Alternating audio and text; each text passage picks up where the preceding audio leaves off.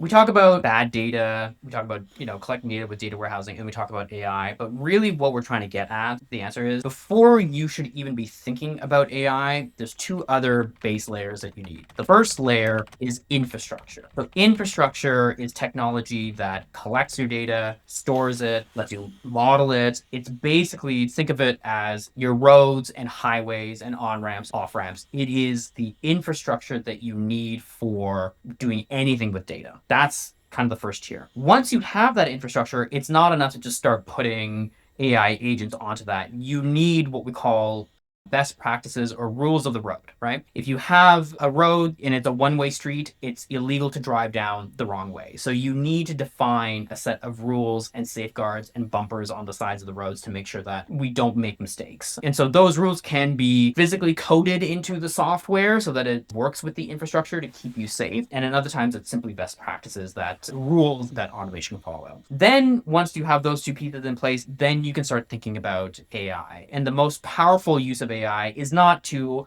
necessarily check your emails, which we all use it for, or to do a cursory or high level analysis on your data. It's actually employing AI as an agent to work with your system. So making changes to your infrastructure while still following the rules of the road. Then on top of all that, generating some kind of an output, whether that's building a new dashboard, creating a new plan model, analyzing the data, making a new slide deck, whatever that may be, it depends on those first two pieces of infrastructure.